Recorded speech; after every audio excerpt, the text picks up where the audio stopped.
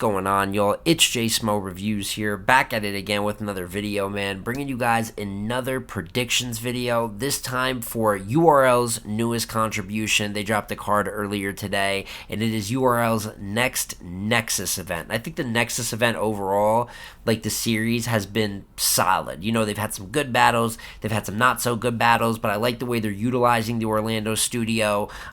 Smaller room feel for the most part. But I think there's two reasons that this has the potential to be kind of by far the best Nexus card they've had so far. First of all, the matchups are just really good. There's a lot of guys that are naturally getting vets here, progressing into bigger plates. You got a return here with Klutz. I have a lot of things to say about Chess versus Klutz. Some pretty big names on the card as well. I just think even the reception I'm seeing for it, I feel like nowadays it takes a lot more for URL to impress the people, but I've seen mostly just like positive remarks on everything for this card. And then the second reason, which is probably the bigger reason that everybody's happy, is this will not be an app-only event. This is going down August 23rd, so 2 weekends away. I believe that's going to be on a Saturday, and it's going to be live on pay-per-view on watchbattlelive.com. And I'm one of the bigger, I think, spokespersons in media for the app. Like, I understand business-wise what they're doing. URL still throws the highest volume events of any major leagues in battle rap. So, you know, that's a heavy thing to uphold. You need the app to financially make that happen, but there is nothing like live battle rap. It's as simple as that. If you're not going to be in the building and you're watching from home, you get the experience of seeing all the reactions live, giving your reactions, people are debating the battles, immediate recaps, and just it heightens the impact. There's so many different reasons that there has to be live streams for a sport like this. So I'm excited to do the predictions for this card, but right before we start from the bottom of the card, just want to say I will be heading back to North Carolina for the weekend. One of my best friends is getting married. I'm going to take some time off and have some fun. So for the next 4 or 5 days, I can tell you, expect no videos. Probably next time, no matter what the topic is, I can't do any emergency videos. I'm not bringing equipment or anything like that. So next time you'll see from me on the channel, probably going to be Monday or Tuesday for next week at the earliest. But I'm excited to talk about these battles, man. With all that being said, let's start with the first one on the card. And that battle is Wusa versus Kid Slade, which right off rip, I think is a fantastic example of the great matchmaking on this card. I just think their styles are going to go well together. Both Wu and Slade, I think, excel with just having a real original rap style. Like, you just like hearing the raps that they have. And then on top of that, both of their content is really good, can hop into that street shit, but could definitely punch and have a little bit of a pen to go with it. There's a certain amount of like smoothness to the way they rap. And I think their trajectories are a little bit different right now. But even though they're on different paths, they both really need a W here. I'm going to look at the Kid Slade side of things first, because I'm always going to be sad about the way things got handled with Kid Slade. And the way the paperwork came out after the Roc battle, you know, it was always going to be hard. Someone was eventually going to use that angle and send his trajectory all over the place. But I think they rushed him to that Roc battle. They were booking him so proper and gradually. And now it's just like the Roc battle. Even if you could debate he won, horrible look all the way around what it did to his career. He loses clear to Rum Nitty, even though he's pretty good, in an impossible situation battling him in Arizona. And then another great example is battling New Jersey Twerk, his last battle on URL. Small room in Orlando. Kid Slade's pretty good in that battle, and he still just gets stomped out. Because it's why do we just keep throwing him at top tiers like something different is going to happen when clearly that gradual build was working? As talented as Slade is, he should have been a star. It is what it is, but I just feel like it'll never get fully rectified the way I would like for it to. And then you have Wusa, who is one of the more pushed new talents right now, and I think he is still having a very good year. I think he put together like 4 or 5 wins in a row, and even up to the Av battle, you can debate that he beat Av. He's one of the few people that has like a true case for that. I personally edged Av the battle, but it's close. Then from there, he was on his way to beating New Jersey Twerk, and he choked away the battle in the third. He lost 2-1 clear, which even though he put up a fight, there is some moral victory in that. And I think since he's like had so much momentum, people are looking on the positive side, but you never want to see someone choking away what looked to be his biggest win yet of his career. And then he just battled Justice on Just Business. I thought he was good, but I had Justice pretty clear in that battle. These are not like monumental type of losses, but let's get back in the win column, because that's why people were getting hype for Wusa over the last years, because he was starting to put those wins together. Content was always there, but there is a ladder. There's a hierarchy to climb here. You got to put wins together to be great or be noticed. So would love to see Wusa get a win here. Obviously, I explained why Kid Slade needs a win. So I think they'll both be pretty motivated for this one. I think the styles play off each other great. It's just a battle that I'm a huge fan of. I'm going to go Wusa, 2-1 edge in what I think is going to be a close battle, simply because Slade is, as you kind of heard in my explanation, lost my faith a little bit with some of these more dominant losses. And even when he battled someone like Souffleur Soul, who definitely profile-wise was a step back into a more reasonable matchup, I had Souffleur Soul clearly beating Kid Slade. I know the YouTube community felt a little bit different. I saw some of the comments on it. But, me and some of the people I trust a lot, I remember us thinking Kid Slade was pretty good, but Souffleur won 2-1 clear. So he's got to earn my trust back a little bit. I'm going to go with Wusa edging the battle until I see differently. Then we have Chess versus Klutz. One of the most interesting battles on this card by far. I don't know where Klutz was.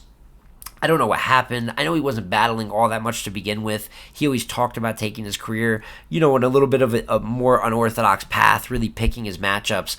But, dog, he, was incredible versus Danny Myers. And I've always been a pretty big Klutz fan. I do think there was moments of having some losses here and there, not so great performances. I've given him his critiques as well. But it's like a pure pen, like a new age true pen. I think he was like that of the Chilla Joneses, who's a legend, obviously, the JCs, even a little bit in that Ilmac sense. Just I know these are huge names I'm comparing him to. Two of them you could debate he beat. Well, actually, no. He lost to Chilla. I had him beating JC. But it's that real unique level of super complexity that still translates to the audience. So after the Danny Myers performance, which was fantastic and a huge win, he just sits down for a year. But with no real noise. He used to be he used to be so active on social media, even saying crazy shit I didn't always agree with, but I think he went about promoting himself in a certain way, annoying enough people to be villainous to some, but some still appreciating his style. All these things to say, and he just fucking disappeared for a year. You know what I mean? So don't love that, but what does he come back to? A chest plate. So he's coming right back to a pretty big name. And, talking about Wusa and Kid Slade, people that need W's. I would love to say that Chess needs a W, but I'm not going to do this forever. We talk about Chess's get back maybe after the Eunice battle. I've seen Chess lose after wins. I've seen him win after losses. I've seen him lose 8 to 10 straight in a row before. There's no predictability with Chess. He simply loses a fair amount more battles than he wins, but when he reaches his peak, he can fuck anyone up. It's cool to say talent-wise, career-wise. I don't think it paints the best body of work. But with all that being said, I'm going Klutz 2-1 in this one because I think he's also probably been sitting on bars. It's been a year, and when we saw him versus Danny, that performance versus Danny Myers can beat a plethora of the recent chesses that I've seen over the last 3 to 4 years. I'm just that much of a believer in Klutz, and maybe it's the fan in me just happy to see him returning, which is crazy to have a new guy doing a return. The game's all fucked up right now, but I'm still a big fan of what he brings to the game. Of course, Chess has the tools where he could win this battle. I don't really predict Chess to win battles, and more times than not, it works out for me. So I'm going Klutz 2-1, but this will be one of the more important battles of the night. Whether it's a clear win, whether Klutz returns to an L, which I don't see happening, but if it does happen, that would be crazy. If Klutz returns and beats Chess, that's crazy. And if the battle just turns out to be a battle of the night, one of the better battles of the year, which is also possible, one way or another, this one's going to have impact. Next battle is Hansel versus Bill Collector. And before we even talk about the battle individually, I love for this first half of the card, you're seeing Wusa, you're seeing Klutz, you're seeing Hansel, all versus names that people like, top tier names in a couple of their cases, and it doesn't look out of place. Because when we talk about new stars or just even developing new talent in battle rap as a whole, of course we want some of these guys to become top tiers one day, right? But there's a point where it goes from, oh, it's this new guy, maybe they could earn some new fans here, we haven't heard of him, to there's people excited to see Hansel versus top tier, excited to see Klutz come back and versus Chess. So it's kind of proof that the development for some of these Crucible guys is finally starting to pay off. You know what I'm saying? I know that it was under a lot of really fair scrutiny for the whole Crucible process, but here we are in 2025, and I could name probably 5 or 6 guys that people are wanting to see on cards or even adding to the cards. So that's just a big step for the newer guys. But as for Hansel versus Bill Collector, another matchup that I like, worry a little bit about Bill in this one. And it's cool to see Bill back on URL. I guess they're on good terms again.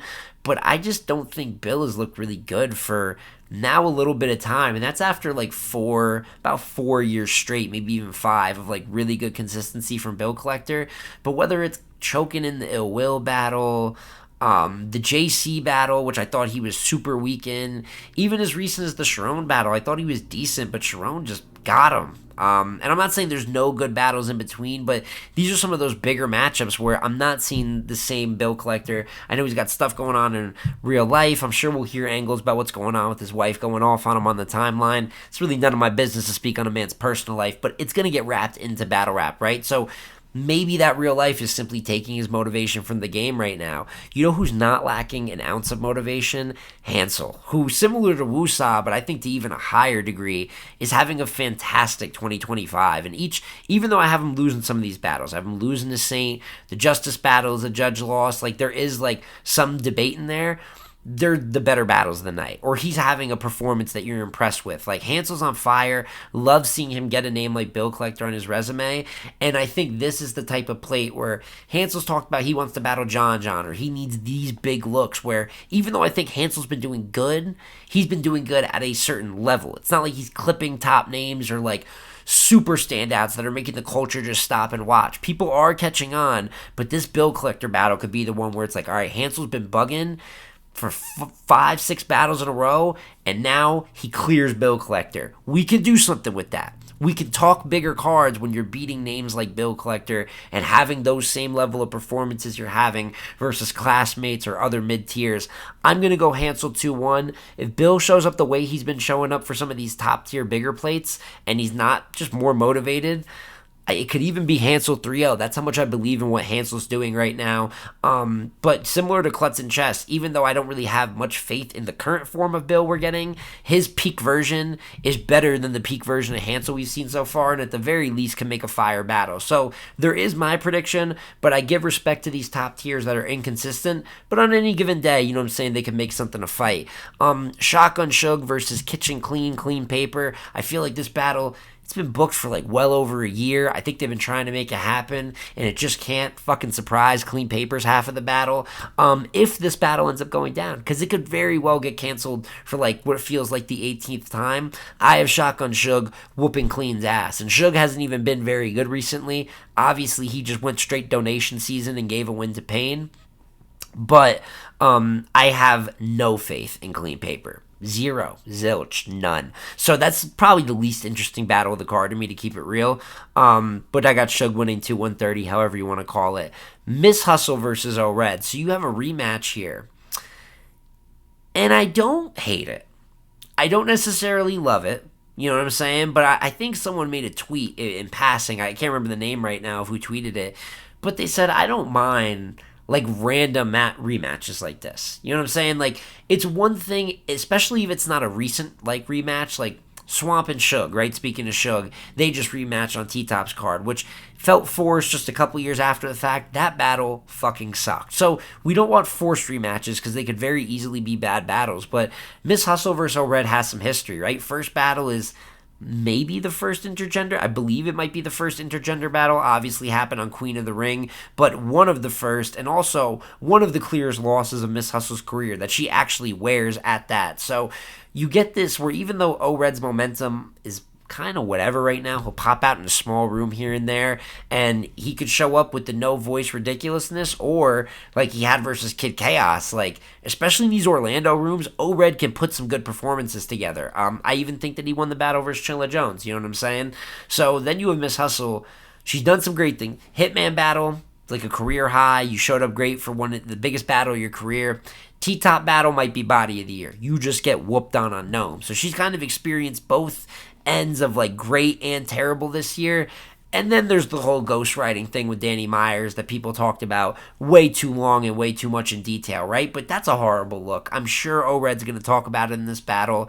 I'm sure Hustle wants some get back, not just for what the noise she's hearing right now, but for O-Red being one of the clear losses in her career. So it does add a little bit where even though if this battle had never happened before and was just booked here, I think people would hate it more. Even if it was like a fresh matchup, they'd be like, why the fuck would we want to see O-Red versus Miss Hustle? But because you throw O-Red in that Orlando room, you got the little bit of history to motivate Hustle, it could be decent. I'm going to go with an underdog pick here. I think Miss Hustle should be the favorite in this battle, even with the scrutiny she's facing.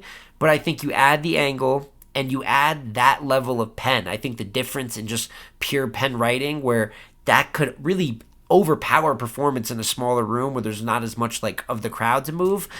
I'm going O-Red 2-1. I think it could even be a close battle, a debatable battle. Miss Hustle's one of the best in the world, but I just think everything's lining up for maybe history to repeat itself a little bit. So that's my one probably like out there prediction for the card is I'm going O-Red 2-1 versus Miss Hustle. And then you have the main event, which is nothing but pure energy, and I'm seeing people loving this matchup. And that is Tay Roc versus Lu Castro. This is going to be a loud-ass battle. This is going to be an animated-ass battle. But these are very fun elements of battle rap. And I think that's the one thing with Lu Castro, who I've had times where I was huge on him in 2021. For many years, I was killing him because he was on a historic losing tour. And then this year, I feel like he's really gotten back. And even though I have him losing to Justice, right? I have Chef Trez edging the battle versus him. He's very good in that Chef Trez battle. I think it's even a debatable battle. So you have the good Chef Trez battle. He beat Loso. Everyone's giving Loso credit this year. Lu Castro 30'd him this year. I'm just saying, with a good performance. He beat Chess going back to last year. Even the Justice battle, he kind of got set up. A loss is a loss, but the guy rapped way longer than him. But they're all fun. There's just a fun energy to him where, is he always going to win battles? Is he the most lyrical? Fuck no. Like, there's things that, if you're really into the details of battle rap, this guy isn't like one of the all-time wordsmiths, but you need these performers. You need these different styles that give people that like different parts of battle rap something to enjoy. And the thing about Tay Roc is he is so good at pretty much everything but angling that he can go in there and have a punch fest. If he faces a pen, he can get with him writing wise, maybe match some rapping ability. And with Lu Castro, he's going to just straight match aggression and energy. So I'm excited for this one. In terms of the winner, not much of a debate for me. Tay Roc, I'm almost sure is going to win this battle, whether that's 2-1, whether that's 3-0. I'm going to go with 2-1 clear, just because I appreciate what Lu's been bringing to the table. Main event on a URL live stream card. If this does not bring another fantastic version of Lu Castro, I don't know what will, but I have the most confidence I've had in him in like 4 years in this moment. So I think it's going to be a good battle.